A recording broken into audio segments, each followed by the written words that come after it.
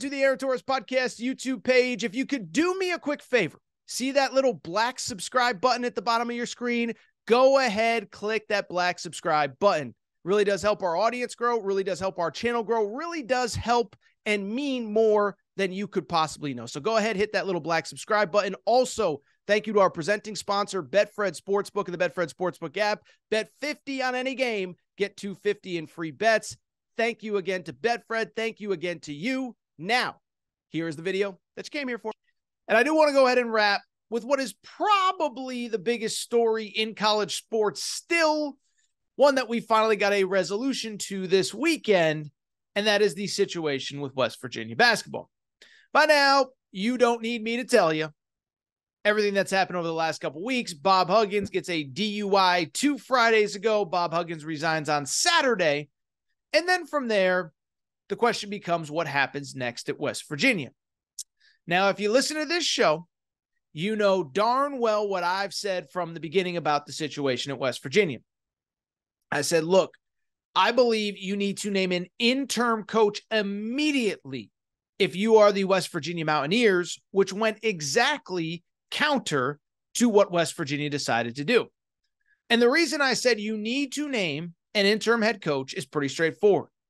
One, it's because it's going to be basically impossible to find a single qualified candidate to actually come and take the job at this time on the calendar. The bottom line is it is June. Okay. It is in the new world of college basketball. It's actually a very important time.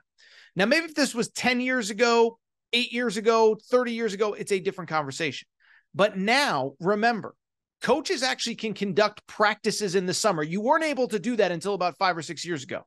And so you spend all spring recruiting a portal class, getting kids committed to your program, bringing kids in, bringing them onto campus, and now you're actually working with them. Now you're communicating with them. Now you can't sneak out the side door to take another head coaching job. And so I said, I just don't believe you're going to be able to get very good candidates at this time. And also on top of that, it is important for you to make this move now to hold a very good roster together.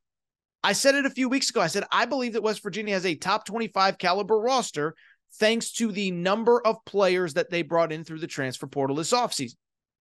But the longer you wait, the more questions they have, the more concerns they have, the more other people get in their ears, the more that they decide to go ahead and make decisions where they might not be staying at your school. And so I bring it up because on Saturday night, West Virginia made the only sensible decision they could, as they named Josh Eilert their lead assistant, their interim head coach. And as I just said, I should basically be running a college sports consulting service because this is what I said should happen. And oh, by the way, the question now, can Josh Eilert do enough to retain this roster that, as I said, I believe is a top 25 team in college basketball? What's interesting about this, it is that when the decision was made on Saturday, West Virginia basically confirmed exactly what I said a week ago. Again, I should be running a consulting firm. Here is a direct quote from Ren Baker about the decision. He said, I spoke with knowledgeable basketball people around the country over the last week, including coaches, professional basketball executives, and others of whom I trust to identify a strong group of candidates to speak with. Ultimately, what I came to recognize was that conducting this search in late June was difficult for many of our candidates, and it also put our talented student athletes at a real disadvantage. With that said, we will conduct our national search at the conclusion of the 2023-2024 season. So, hey, that second to last sentence, that was basically ripped right from the Aaron Torres pod a week ago. The sentence was, what I ultimately came to recognize was that conducting this search in late June was difficult for many of our candidates, Torres told you, and also put our talented student athletes at a real disadvantage. No, it put your new coaching staff at a disadvantage to retain them, and that is why the decision was made. My concern, though, going forward, so first of all, I'm not going to crush West Virginia. I think they made the decision that was right for them and the decision that needed to be made, that needed to be done. I guess my only question now, is it too late? Because on Friday, West Virginia had 3 players that I would consider starting caliber players decide to enter the transfer portal. And I believe that's what expedited this process. Essentially, as the AD said, he could not get real candidates to even interview for this job, let alone take it. But what I believe really kind of made this decision for him is that the bottom line remains is that the longer he waited, the more likely it was that players were going to enter the portal and leave. And so that was why the decision was made, because 3 players on Friday decided to enter the portal. Now, the good news is, here's the good news. Good news is maybe the most important player to enter the portal already announced that he's coming back. So this is as of Sunday afternoon. Now, stuff is going to change. Stuff could change. Stuff will change. But West Virginia got great news on Sunday night when Kerr Kriisa, the starting point guard from Arizona, who had entered the portal on Friday, announced that he was going to come back. This is great news. This is why you hire the interim head coach from the previous staff. All of these players committed to play for Bob Huggins. All of these players have a relationship with this current staff, and all of them are going to try to piece together this season together. But this is why you don't bring in an outside voice. Josh Eilert is the head coach. Josh Eilert is the interim. He understands it's only for this year. But now Kerr Kriisa, who maybe this is his last year in college basketball, he does have additional eligibility.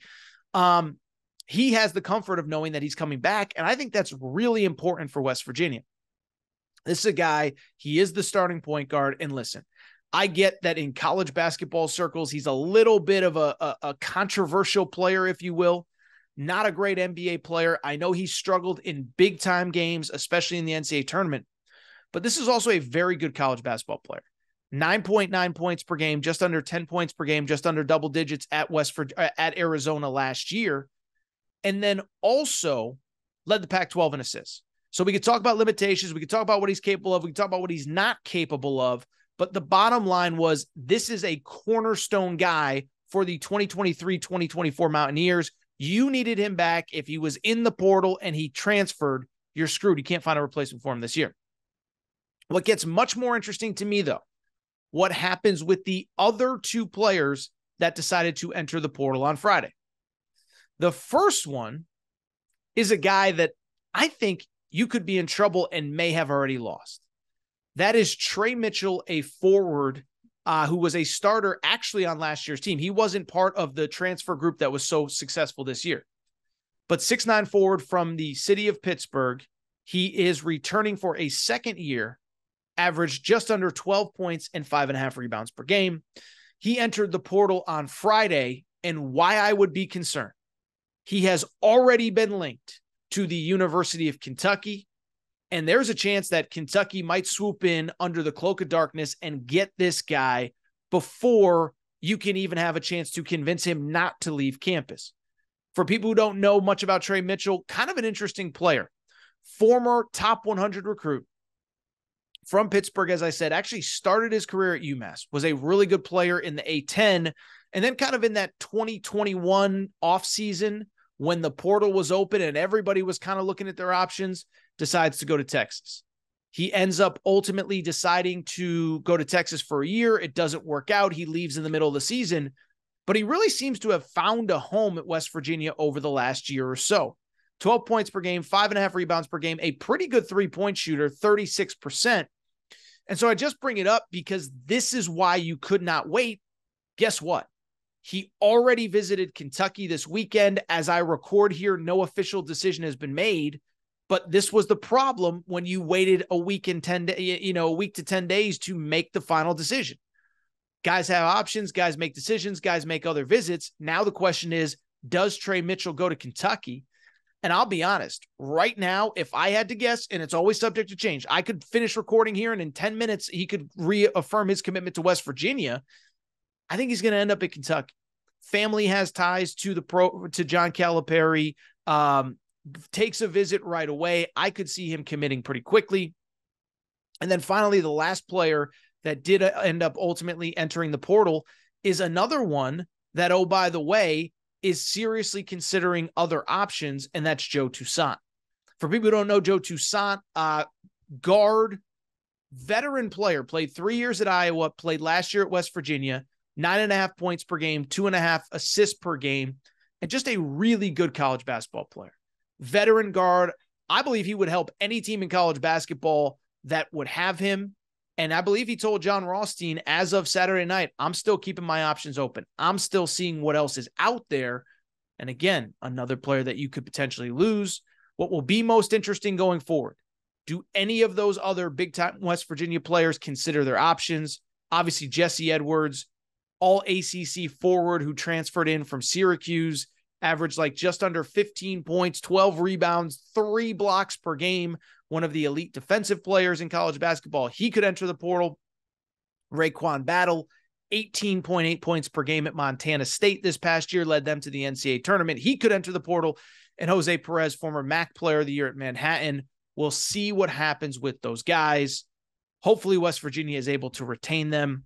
But I believe because of the hesitancy, they could lose 1 and maybe 2 players going forward.